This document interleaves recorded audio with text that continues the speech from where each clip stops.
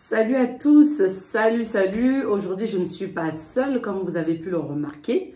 Je suis avec Laure. Comment vas-tu? Ça va, je vais très bien. Je vous avouerai que c'était difficile de la convaincre, hein, mais j'ai quand même réussi. J'ai pu marchander un peu. Alors Laure, on va rentrer dans le vif du sujet.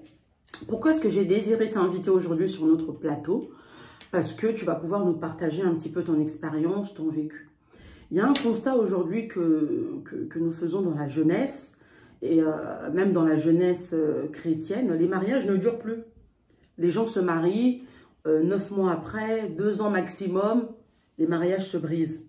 Alors toi qui as plus de 10 ans de mariage, à ton jeune âge, est-ce que tu peux nous expliquer un peu comment ça s'est passé pour toi et ton époux pour pouvoir atteindre ces 10 années que vous avez? Je pense qu'il n'y a pas de formule secrète pour qu'un mariage puisse fonctionner. C'est d'abord une histoire je dirais, de volonté, de faire en sorte que les choses marchent, de faire en sorte de perdurer tout simplement et de s'engager dans le mariage en ayant vraiment cette décision de se dire c'est vraiment pour le meilleur et pour le pire, quoi. Tout simplement. D'accord, donc avec ton époux, vous aviez vraiment cette notion de meilleur et pour le pire. Exactement, on avait cette notion de construction, un peu comme une maison. Tu construis une maison dans le but qu'elle reste pérenne. Oui. Malgré vents et marées, c'est oui.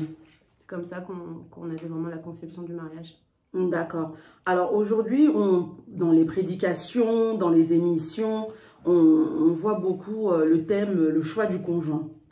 Sur quels critères tu t'es basé pour pouvoir accepter, si je peux dire, la proposition de ton conjoint? Parce que généralement, c'est l'homme qui aborde la femme. Comment ça s'est passé pour vous, tout en respectant votre vie privée, bien sûr, mais comment ça s'est passé? Qu'est-ce qui t'a convaincu de dire que c'est la bonne personne? Pourquoi tu as choisi ton mari et pas un autre, par exemple?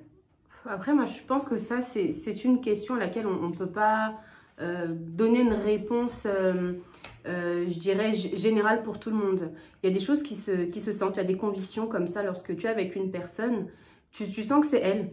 Peut-être par sa manière de parler, par la profondeur de ce qu'elle va te dire, par sa vision aussi de la vie tout simplement.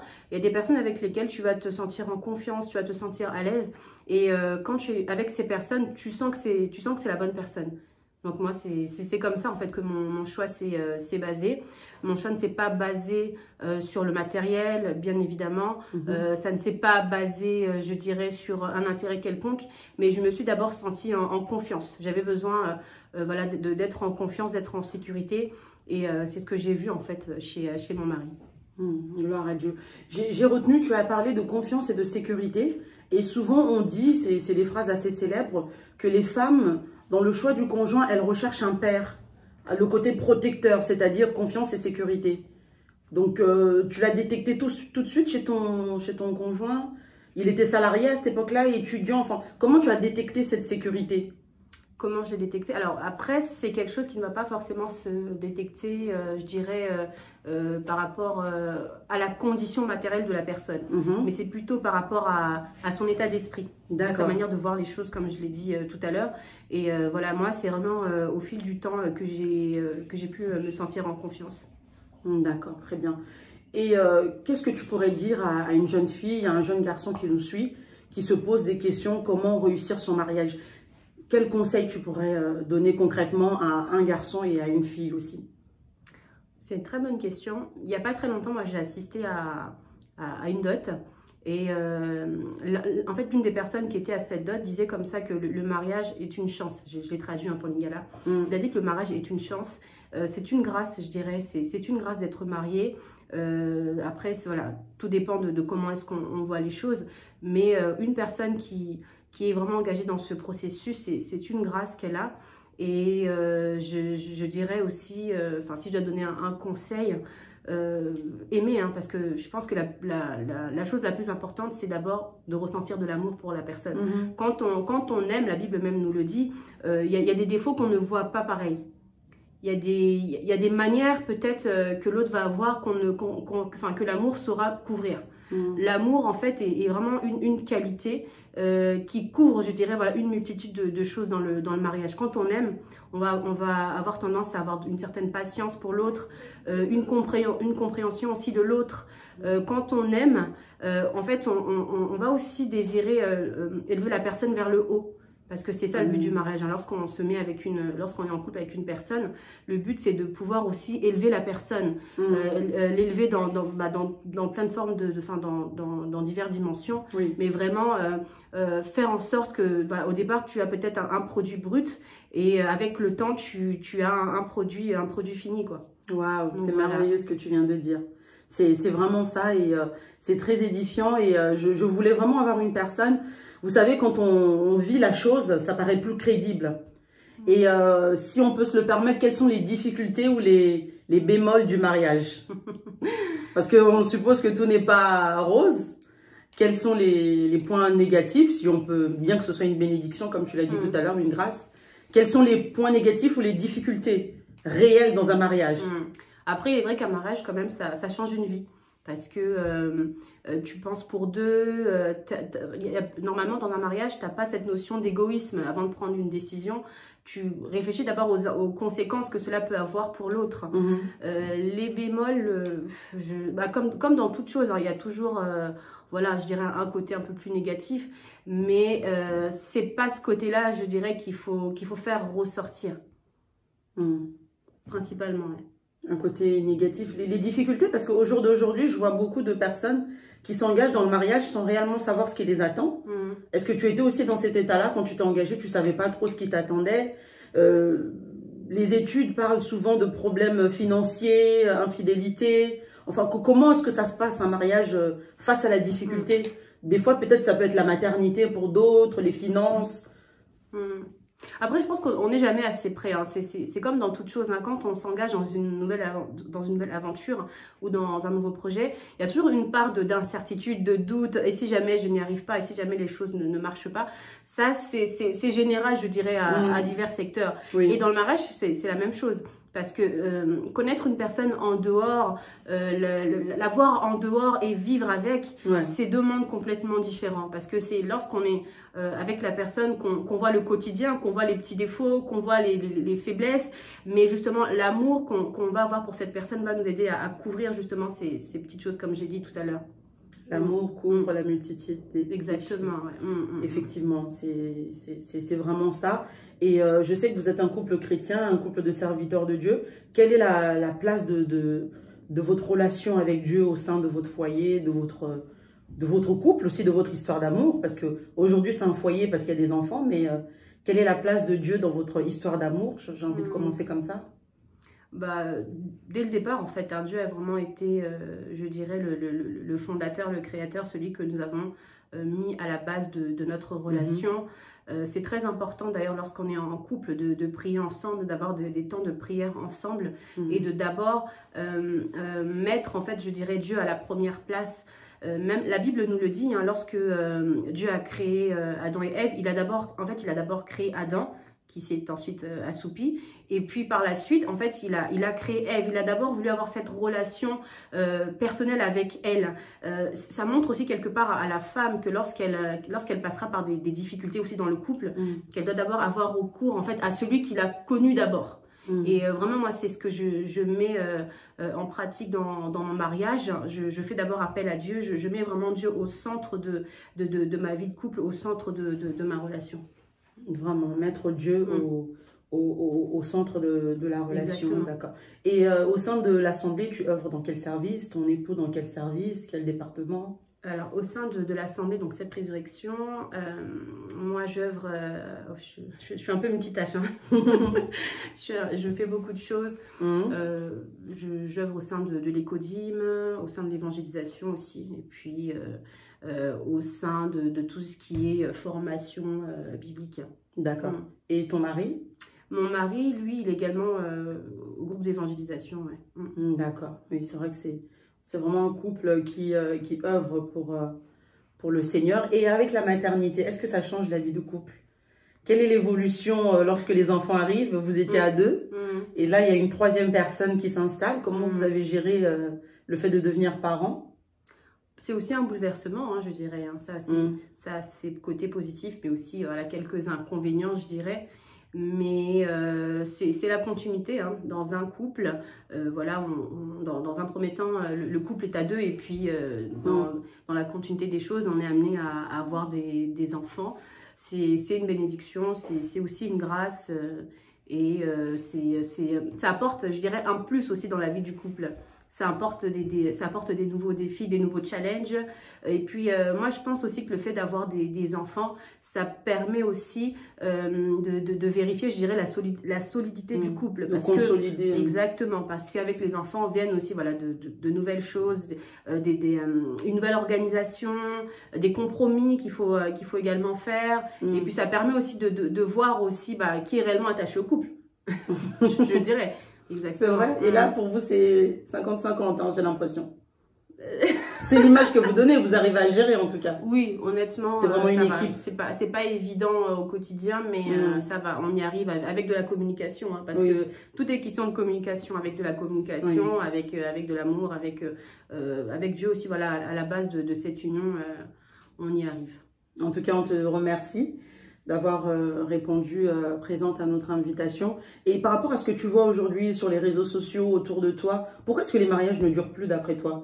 Toi, tu t'es mariée en quelle année exactement? Je me suis mariée très jeune. Je me suis mariée en 2011, donc j'avais à peine 20 ans quand je me suis mariée.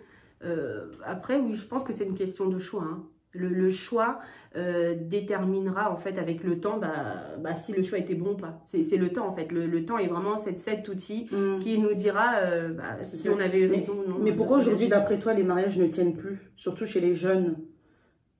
Comme je l'ai dit, je pense que c'est une question de choix. C'est que le choix de départ n'était pas bon. Le choix est peut-être mal fait. Le choix est basé sur certains critères qui ne sont pas pérennes, tout simplement. Et puis, on est aussi dans une génération qui est très, un peu matu vu, quoi. Oui. Des fois, on ne se connaît pas. On ne se connaît pas, peut-être des fois même on ne s'aime pas, et si on ne s'aime pas, le fait de se mettre dans une relation, si on n'a pas fait un travail d'abord personnel en soi déjà de guérir, on va apporter toute cette charge en fait, hein, tout ce Quand tu dis qu'on ne s'aime pas, on ne s'aime pas soi-même en fait. On ne s'aime pas soi-même en fait. Donc du coup c'est difficile d'aimer l'autre. Exactement. Oui. Mais c'est vrai que c'est très intéressant et assez paradoxal parce que ce que tu dis est vrai, mais en même temps on est dans une société de m'as-tu vu. Donc, quelque part, ces jeunes qui sont dans le m'as-tu vu, au final, peut-être qu'ils ne s'aiment pas suffisamment eux-mêmes et qu'ils recherchent l'amour ailleurs, l'attention. C'est aussi une part de ça. Voilà, des choix qui sont faits sur des mauvais critères, sur l'apparence, des choix qui sont faits sur le matériel. Et après, je dirais pas que c'est un manque d'amour, mais moi, je pars du principe qu'à partir du moment qu'on s'engage, il faut être prêt à sauver la relation. Bien évidemment, si ça ne va pas dans les excès. Oui. Excès, je dirais, voilà, si tu ne sens pas, si tu sens que ta vie est en danger, là, c'est autre chose. Oui. Mais, SOS. Voilà, mais si c'est juste un problème de comportement, de caractère, moi, je pense que ça peut se résoudre avec la prière, avec la volonté aussi, parce que tout est question de volonté. Lorsqu'une femme ou un homme a une certaine volonté pour une chose, elle va se battre. On le voit, hein, la personne, voilà, on peut lui proposer un emploi qui est éloigné de sa ville, mais si le salaire est convenable, je pense qu'elle fera de son mieux. Je confirme. Elle fera de son mieux justement pour être présente. Donc, c'est une question de volonté aussi, je dirais. Hein. Souvent, on se dit, voilà, c'est un peu une génération fast-food. Ça marche pas, je laisse. C'est vrai, c'est vrai. Ouais. Ça va pas assez vite, je laisse tomber. C'est vrai que c'est très important. Et quand tu disais si la personne est en danger, quel genre de danger? Elle est battue? Voilà, par exemple, la personne est battue, la personne est rejetée, elle subit des agressions physiques, verbales. Oui, effectivement, dans ces cas-là, quand tu sens que ta vie est en danger. Effectivement, c'est intéressant. Est-ce que tu avais entendu un Dieu m'a dit? On entend souvent Dieu m'a dit. Dieu m'a dit, Dieu m'a dit. Alors quand tu as décidé de dire oui, Dieu t'avait dit, vous étiez d'abord amis, collègues, voisins?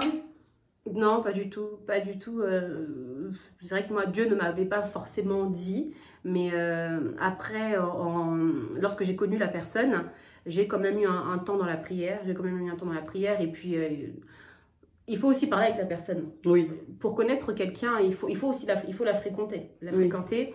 Voir comment elle réagit dans certains cas, voir aussi son entourage. C'est important, c'est de connaître l'entourage, d'avoir aussi un avis autre, je dirais. Hein, Parce que c'est vrai que souvent quand on aime, comme on dit souvent, l'amour en aveugle. Oui. Et on est un peu dans cette euphorie, dans ses émotions. Mais c'est important aussi des fois, lorsqu'on aime, de prendre du recul pour pouvoir se projeter aussi. Tout à fait. Donc non, effectivement, lorsque moi j'ai rencontré mon mari, dans un premier temps, voilà, on a commencé à se connaître aussi. Et puis dans la prière aussi, hein, j'ai aussi cherché aussi la volonté de Dieu dans cette relation qui était en train de naître. Avant de m'engager définitivement. Apprendre à vous connaître, c'était au cinéma, bibliothèque, oui, des petites restaurants, exactement. des petites sorties de week-end. Oui. Exactement, des sorties, des restaurants. Bon, quand il n'y avait pas le Covid. Hein. À cette époque-là, c'était inimaginable. Exactement. Mais ouais, oui, des petits moments comme ça de partage. Ouais. Et l'entourage, c'était sa famille, les amis, L'entourage, c'était ses frères. Ses frères, oui. C'était aussi des amis qu'on avait, pas en commun, mais qui m'avaient présenté ça. C'est important aussi. Hein. Ah oui. Je pense qu'un homme qui veut aller loin, qui a vraiment, qui veut vraiment faire les choses correctement, je dirais, va aussi avoir ce besoin de te présenter, de t'assumer, je dirais, en public, devant les amis, devant la famille. Ça, c'est très important. Te présenter devant les amis et la famille. Et pas te cacher dans un petit... Exactement. Ça, c'est, je dirais, que quand on n'est pas sûr de soi, en fait. On ne sait pas ce que la relation va donner et on prend un peu une position de recul. Donc, on se dit, bon, bah, vu que je ne suis pas sûre, je préfère ne pas la montrer. Ouais. Mais moi, effectivement, dès le départ, c'est d'ailleurs quelque chose que j'ai apprécié chez mon mari, m'a un peu présenté, quoi, sa famille, à ses frères. Et aujourd'hui, vous avez 10 ans de mariage et en tout, ça fait, depuis que vous vous connaissez, 13, 11, 12, alors, depuis que vous vous connaissez? Oui, nous, on s'est connus en 2006. Hein. En 2006 En 2006, on s'est connus et puis on s'est mariés en 2011. Ok, très bien. Aujourd'hui, tu es toujours aussi amoureuse? Parce que des fois, on a l'impression qu'avec le temps, on devient comme des frères et sœurs. Je vois ça dans certains couples qui deviennent comme des frères et sœurs. Comment tu pourrais dire, tu arrives à dissocier le côté mon amoureux et puis le père de mes enfants? Comment tu arrives à jongler? C'est le quotidien, hein, c'est la vie qui fait que voilà, tu jongles un peu entre les différentes casquettes. Hein. Donc, il peut basculer d'une minute à une autre, en fait, entre le chéri et le papa, en fait. Non, après, moi, je dirais que la relation idéale, c'est de pouvoir faire un mélange entre toutes ces casquettes-là, entre le côté papa, le côté, je dirais, amoureux, mais vraiment faire un mélange de toutes ces casquettes, sans forcément que ce soit dissocié, quoi. D'accord. Ouais. Ok, très bien. On dit souvent que les femmes aiment l'argent. Comment se passe la gestion de l'argent dans un couple? C'est mieux de le gérer à deux, de le confier à la femme, à l'homme? Bon, monsieur est comptable, alors, mais bon... Comment ça se passe pour vous? Comme il est comptable, c'est lui qui gère? Après, dans un couple, moi, je pense que c'est quand même bien que chacun reste un peu dans son couloir. D'accord. Chacun reste dans son couloir, chacun reste dans son domaine de compétences, je dirais. Oui. Après, lorsqu'on ressent peut-être une détresse ou un besoin, en faire part aussi à l'autre. Mais dès le départ, c'est quand même bien que chacun puisse rester, en fait, voilà, dans ce qu'il sait faire. Et en ce qui concerne l'argent, je dirais 50-50. Hein. 50-50, ouais. En tout cas. Bah merci, en tout cas on va pas trop tenir plus longtemps, donc voilà, je vous dis merci de nous avoir suivis.